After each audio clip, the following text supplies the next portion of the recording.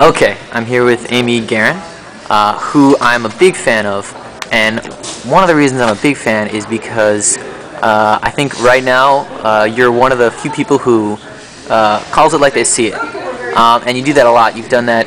Two posts recently have caught my attention. One, you sort of called it like you saw it in terms of journalism education.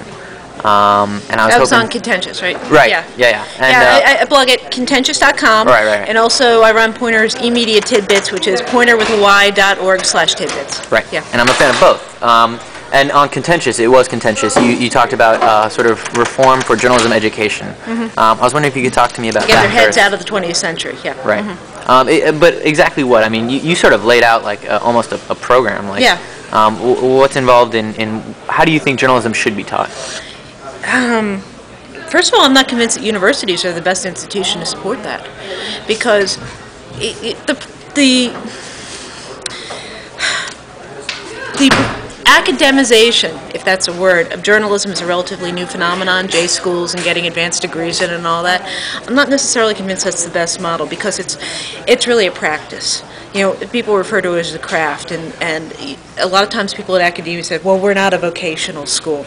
You know, we shouldn't just be teaching skills and tools. We should be, teaching more of the philosophy. Honestly, with journalism, get your feet on the ground, get your hands dirty, and learn the tools and do it. I actually think probably a model that's more like University of Phoenix or various online training programs, maybe even Poynter's News University and some other organizations. And I know the Knight Digital Media Center is organizing a bunch of stuff. A combination of online and in-person where people are doing projects. Now that could be in collaboration with a journalism school. It should be in collaboration with a business school, because the business component is unforgivable to me that that journalists are being trained not only to have no awareness of the business side of it, but to think as if even considering it somehow taints them. All right? Your paycheck has to come from somewhere. And if you're not learning that from the beginning, learning it from the, while you're learning the skills and tools, it's going to get a lot harder for you out in the field, because then you're going to be held hostage to somebody else's stupid system before you realize that you can do a better one yourself. So I think there's more room for entrepreneurial journalism. Which is leads directly to my next question, because journalism education is one part, but then it's actually doing it. And another post, and I think this one was eMedia Tidbits, correct me if I'm wrong, it was about, I guess, the culture Yeah, that was on Tidbits. Right, I also cross-posted to Contentious. Oh, okay. So, and you were talking about, and this is something I've, thought about myself, is that we have sort of a culture that's embedded, which is not necessarily working to the benefit of the industry. It's grinding people down, and anybody who has energy and enthusiasm and exploratory spirit is getting basically the shit kicked out of them for it. So. And obviously, I'm not saying you have to have a solution right now in one sentence, but what is your response to that? What do you think should happen? I've been really torn about this, because toxic culture doesn't come out of an intention to be malignant. It comes out of despair, and a lot of people in the journalism business are despairing for a good reason. First of all, they loved the way journalism was, and they have a very emotional attachment to it. And that's not saying it's irrational, it's just saying that people who are in it are passionate about it and feel very strongly about it, and they feel like the rug's getting ripped out from under them. In a way it is.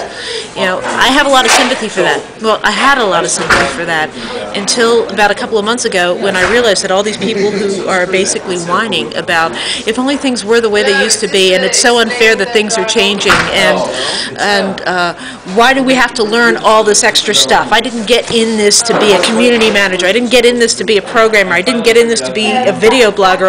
I'm a reporter. I just want to write. Tough. At this point, tough. The thing is that, yes, I know it's heartbreaking that when what you wanted to do with your life kind of goes away. But then you got to get to a point of reality check, and it's like, all right, are you going to go down with the ship, or are you going to swim? I want to stick with the people who are swimming. Okay. And so I'm losing patience with the people who are choosing to go down with the ship. Okay, and that's, I probably would agree with you too. But before we end this, yes. Now the next challenge and question is something inspirational. Mobile. Mobile is really cool. It's because it transcends a lot of boundaries that have been a problem for print and broadcast media. First of all, it's incredibly widespread. There was a report that came out from the Pew Internet and American Life Project where they were talking about the proliferation of mobile and how it is the single, by far, must-have tool for African Americans and Hispanics in the United States. Don't go anywhere without it. And that's not just for talking on the phone, that's for non-voice uses, that's for IM, that's for mobile services, that's for alerts, all sorts of things.